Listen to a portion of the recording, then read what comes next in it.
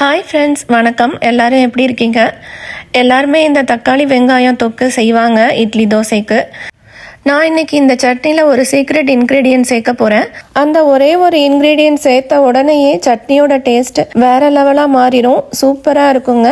Try பண்ணி பாருங்கள் friends. கடாயில் 2 ஸ்பூன் எண்ணெய் ஊற்றி கடுகு உளுந்தம் பருப்பு போட்டு தாளித்ததுக்கப்புறம் ஒரு 2 வெங்காயம் சின்ன சின்னதாக கட் பண்ணி அதை போட்டு நல்லா வதக்கிக்கலாம். அதுக்கப்புறம் தக்காளி ஒரு 3 தக்காளி சேர்த்து அதுவும் நல்லா மசிய வெந்ததுக்கப்புறம் மஞ்சத்தூள், குழம்பு மிளகா பொடி, பெருங்காயம் இதெல்லாம் சேர்த்து அதையும் நல்லா வேக விட்டுறலாம்.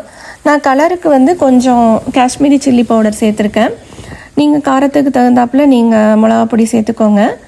கடைசியாக இது நல்லா தொக்கு மாதிரி வந்ததுக்கப்புறம் ஒரு கொத்து புதினா இலை சேர்த்து அது கொஞ்சம் வேக விட்டு இறக்குனிங்கன்னா சூப்பரான ரெஸ்டாரண்ட் ஸ்டைல் தக்காளி தொக்கு ரெடிங்க. சூப்பராக இருக்கும். ட்ரை பண்ணி பாருங்கள். இந்த வீடியோ உங்களுக்கு பிடிச்சிருக்கும்னு நினைக்கிறேன். எங்களோட சேனலை சப்போர்ட் பண்ணி சப்ஸ்கிரைப் பண்ணுற எல்லாருக்கும் ரொம்ப நன்றிங்க.